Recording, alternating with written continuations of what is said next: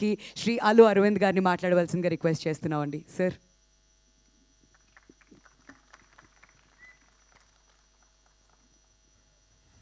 Vote of thanks అంటే జనరల్గా ఓ రెండు ముక్కలో నలుగురికి థ్యాంక్స్ చెప్పి ముగిస్తే అందరూ వెళ్ళిపోతారు.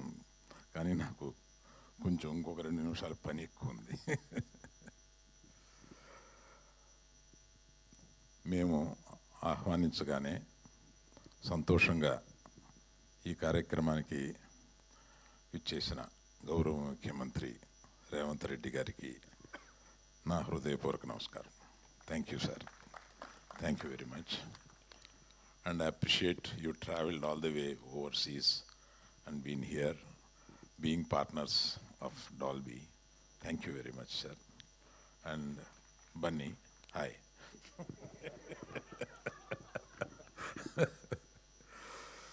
So I have to remember 3 persons here.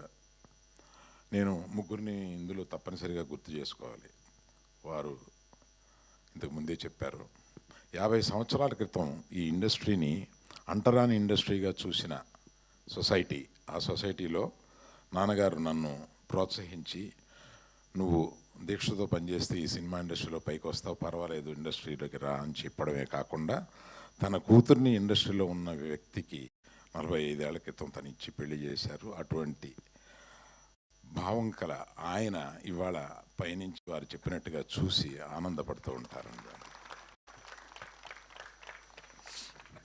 రెండో వ్యక్తి ఎంతోమందికి తను ఒక ఇన్స్పిరేషన్గా నిలిచి, ఎంతోమందికి హీరోలు అవ్వడానికి ఒక బాట వేసి ఒక ఇన్స్పిరేషన్ ఇచ్చిన చిరంజీవి గారు.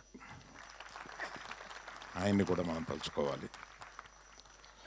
నాకు ఈ ఎగ్జిబిషన్ సెక్టార్ మీద ఒక ఇంట్రెస్ట్ కలగజేసిన నారాయణదాస్ నరం గారు, మన ఏషియన్ ఫిలిమ్స్ వారు, ఆయన తలుచుకోవాలి. ఈ ముగ్గురిని నేను ఈ థియేటర్ ఓపెనింగ్ సందర్భంగా తప్పనిసరిగా తలుచుకోవాలి.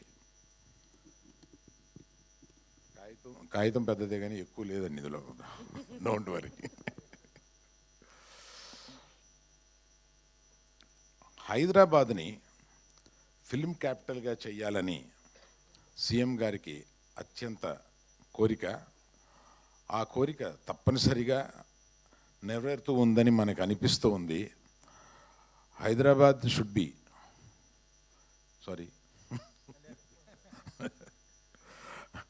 అంటే హైదరాబాద్ని ఫిల్మ్ క్యాపిటల్గా మీరు చేయాలన్న మీ దృఢ నిర్ణయానికి ఇండస్ట్రీ ఎప్పుడు తోడుంటుంది.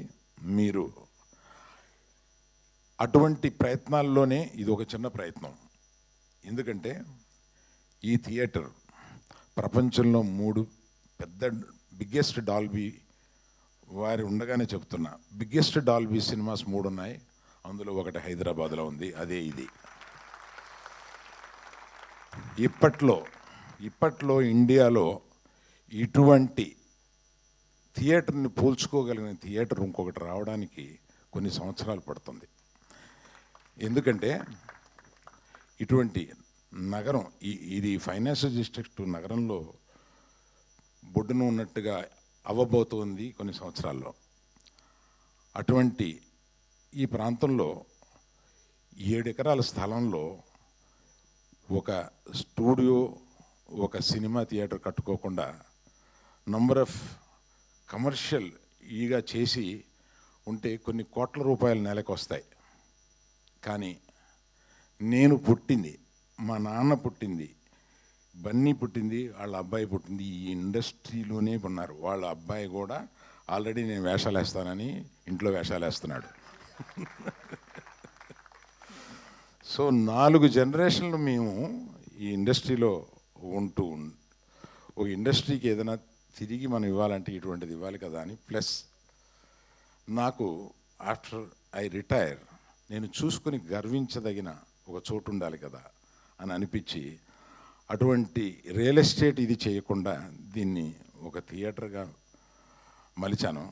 దానికి మా నాన్న ఇలా చేయకుండా ఇలా చేశాడేంటి అన్న చిన్న ఫీలింగ్ లేకుండా నా కొడుకులందరూ నన్ను దీనికి ఎంకరేజ్ చేశారు. నువ్వు ఏమి కావాలనుకుంటే అది చేయి daddy, whatever gives you great satisfaction, please let us do it అని అందరూ నన్ను ఎంకరేజ్ చేశారు. తెలంగాణని అభివృద్ధికి తీసుకురావడంలో ఏకదీక్షతోటి వారానికి 14 రోజులు పనిచేసే మనిషి ఈయన. అటువంటి మనిషి ఆయన్ని నేను ఎక్కువ మీడియాలో చూస్తుంటాను. నాకు ఒకటి అనిపిస్తూ ఉంటుంది, అది మీతో చెప్పాలి సార్. నైకీకి ఒక ట్యాగ్ లైన్ ఉంది, జస్ట్ డూ ఇట్ అని. ఆయనకి ఏదైనా ఇది మంచిది, ఇది ఉపయోగపడుద్ది ప్రజలకి, ఇది తెలంగాణకు ఉపయోగపడుద్ది, Hyderabad, he will just do it. ఎక్కువ క్యాలిక్యులేషన్స్ లేకుండా he will just do it. That's what I have notice sir. That is what made you great today. నేను అది నమ్ముతున్నా. మీరు ఏదైనా గొప్ప పని చేసేటప్పుడు ఈ జస్ట్ డూ ఇట్ గుర్తొస్తుందన్నమాట మీకు. అటువంటి అది అనిపించి నాకు ఎప్పుడన్నా ఆయన ఎదురుగుండా మాట్లాడే సందర్భం వచ్చినప్పుడు ఇది చెప్పాలని అనిపించింది, చెప్పాను.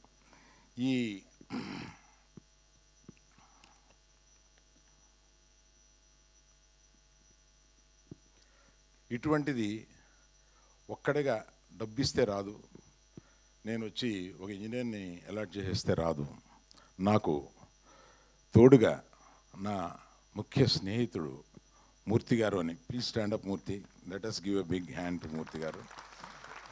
అండ్ ఈ థియేటర్లో, ఈ థియేటర్ ఇంత అందంగా రావడానికి ఒక కుర్రవాడు, నా నెఫ్యూ, కష్టపడి 2 ఏళ్ళు దీన్ని ఇంచిన దగ్గరుండి చూసుకుని కట్టాడు. Teja, please stand up once, turn that side. And Ramesh అని నాకు డిజిటల్ సినిమాకి CEO, అతన్ని ఇబ్బంది పెట్టి అక్కడ కాకుండా తీసుకొచ్చి ఇక్కడ పెట్టి, ఇతను చేసిన పని ఎక్కువ పునాదుల్లో ఉంటుంది కనుక ఈ సినిమాకి పునాది లాంటి వాడు అతను. Thank you Ramesh. ఈ ముగ్గురికి నేను ముఖ్యమంత్రి గారి చేతుల మీదుగా 3 మెమెంటోలు ఇవ్వాలని అనుకున్నాను. ఎక్కడున్నాయి బాబోయ్?